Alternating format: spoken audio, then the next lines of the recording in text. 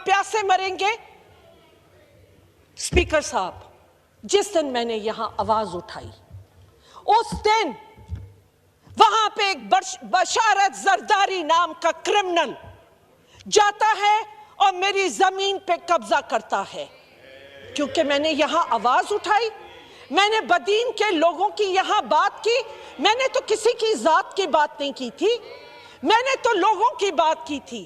एक क्रिमिनल बशारत जरदारी 2019 में भी उसने मेरी जमीन पे कब्जा किया था और उसके लिए वहां पे रेंजर्स को बीच में आना पड़ा, यहां से फेडरल गवर्नमेंट को आना पड़ा, कोर्टों में केस गए। लेकिन कोर्ट, क्योंकि पुलिस ने एक वीक एफआईआर बना के, एक कमजोर केस बना के और वहां पे पेश किया। ये मैं कोर्टों को बताना चाहती हूं, जब आप क्रिमिनल्स को ऐसे आजाद करते हैं, एक दफा फिर उस शख्स ने मेरी जमीनों पे वहां पे अटैक किया। भाई, आपका पेट भरता है किसी तरह? क्या चाहते हैं? किसी के हलाल की रोजी भी ना रहे? आपका वो क्रिमिनल रहता है पेगरो शुगर मिल में, उसके पास जो वेपन्स है, पुलिस का एतराफ है कि उनके पास वो वेपन्स नहीं है जो उस बशारत जरदारी के पास है। और बैकग्राउंड निकलवाइए, गूगल करके देखिए कि वो कौन शख्स है। स्पीकर साहब, मैं आपके जरिए इस प्लेटफॉर्म से मैं ये इंसाफ चाहती हूं। मुझको और मेरी फैमिली को थ्रेट है।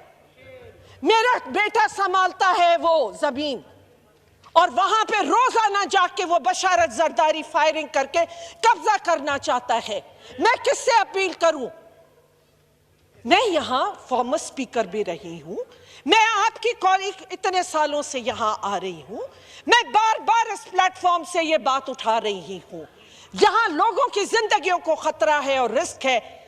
आप प्यासा, भूखा, बीमारी, 20 बच्चे आज कुत्तों के केस में एक दिन के वो हैं। आप तो लाड़काना को इंसाफ नहीं दे सके हैं, आप बात करते। स्पीकर साहब, मैं एक दफा फिर आपके और प्राइम मिनिस्टर को इनको बताती हूं कि मेरे और मेरे खानदान की जिंदगी को थ्रेट है। जब तक ये क्रिमिनल बशारत जरदारी को जो वहां स्टैब्लिश किया गया है, जो लोगों से भत्ते ले रहा है, क्रिमिनल एक्टिविटीज कर रहा है, जब तक ये ऐसे लोगों को वहां जाएगा, हर सिंध के डिस्ट्रिक्ट के क्रिमिनल के हवाले कर दी गई है। बिलावल साहब आए, मुझे बहुत खुशी हुई। बिलावल साहब ने वहां पे लोगों ने शोर मचाया पानी का।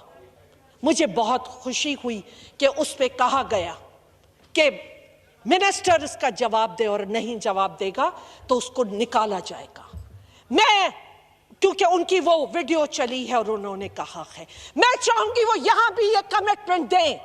अगर उन्होंने चोरी करवाई है और ये 19 इलीगल कनेक्शन निकलवाए हैं, दिए हैं, इलेक्शन की वायोलेशन की है, तो वो उस मिनिस्टर के ऊपर क्या एक्शन लेंगे?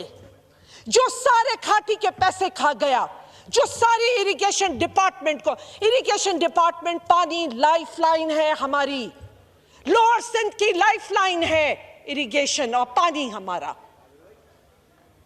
मैं जानना चाहती हूं कि उस मिनिस्टर के ऊपर क्या एक्शन लेंगे जो उन्होंने वादा किया आके बदीन में।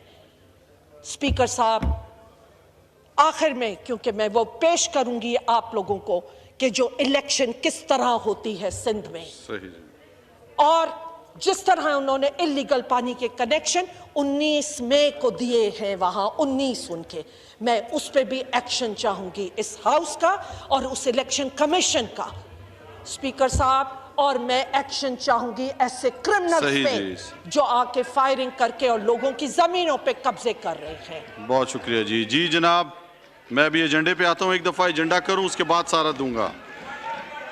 पॉइंट ऑफ ऑर्डर देता हूं जी, पॉइंट ऑफ ऑर्डर देता हूं। ये इसी तरह बहस बराए बहस फिर तो चलती रहेगी, फिर ये मेरा एजेंडा रह जाएगा।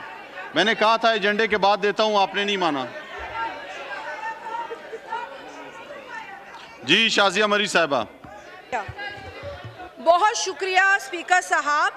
हमने यहाँ एक अवामी इशू, एक नेशनल इशू उठाया। पानी जो है वो सर्वाइवल का मसला है, जिंदगी मौत उससे जुड़ी हुई है। हमने ये नहीं चाहा था कि यहाँ आप इस अवामी इशू को एड्रेस करने के बजाय एक ऐसा माहौल क्रिएट करें जहाँ ज़ाती रंजिशें, ख़ानदानी मसाइल एक इस ऐवान के अंदर डिस्कस होना शुरू हो जाएं। यहाँ पर जो मिनिस्टर सूबाई हैं मौजूद नहीं हैं, उनके ऊपर जिस तरीके के गलत इल्ज़ामात लगाए गए वो नामुनासिब है। यहाँ मौजूद अगर ऑनरेबल बिलावल भुट्टो जरदारी साहब मौजूद नहीं हैं तो उनका नाम लेना भी नामुनासिब था। जहाँ तक पानी की शॉर्टेज का मसला है सर, वो एक बड़ा बुनियादी इशू है। हम यहाँ लोन माफ़ कराने की बातें नहीं कर रहे हैं, हम यहाँ पानी के इशू पर बात कर रहे हैं। हम लिंक कनाल्स को शॉर्टेज के दौरान ना खोले जाने की बात कर रहे हैं। हम ये बात कर रहे हैं कि सिंध के साथ इस वक्त नाइंसाफी हो रही है।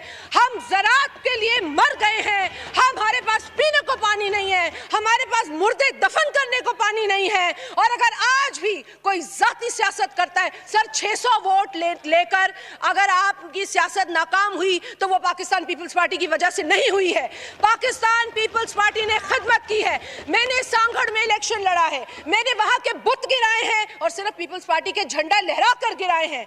वहां पर हमने झूठे वादे नहीं किए हैं, हम लोगों के साथ खड़े हुए हैं।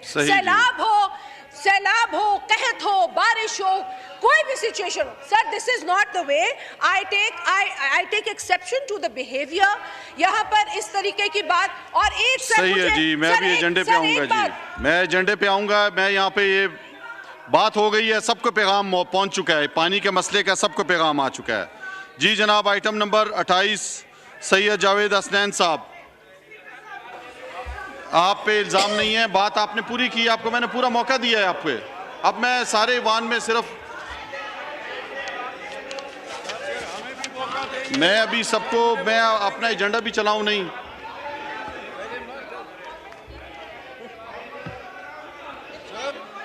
जी फहमीदा मिर्जा साहब। आप स्पीकर साहब, मैंने कोई गलत बात नहीं की। मैंने कहा मुझे बहुत खुशी हुई बिलावल साहब आए, मैंने कोई इल्ज़ाम नहीं लगाया। मैंने कहा मुझे बहुत खुशी हुई, उन्होंने कहा कि वो मिनिस्टर पे एक्शन लेंगे, मुझे बहुत खुशी हुई, मैंने तो तारीफ की है।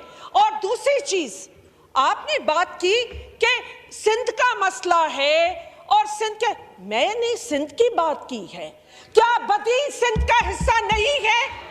क्या लाड़काना सिंध का हिस्सा नहीं है?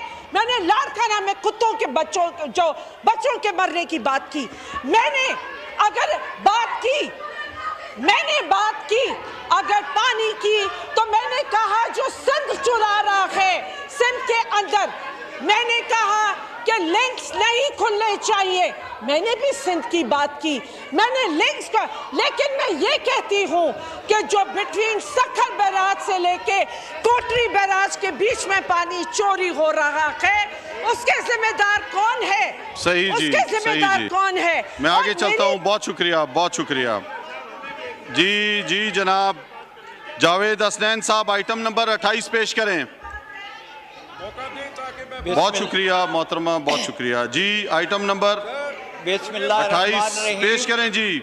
सैयद जावेद हसनैन साहब आइटम नंबर 28 पेश करें। जनाब स्पीकर, मैं तहदीद एक्ट 1908 में मज़ीद तरमीम करने का बिल, तहदीद तरमीमी बिल 2020 कायमा कमेटी की रिपोर्ट और ज़ेर गौर लाया जाए जी मलिका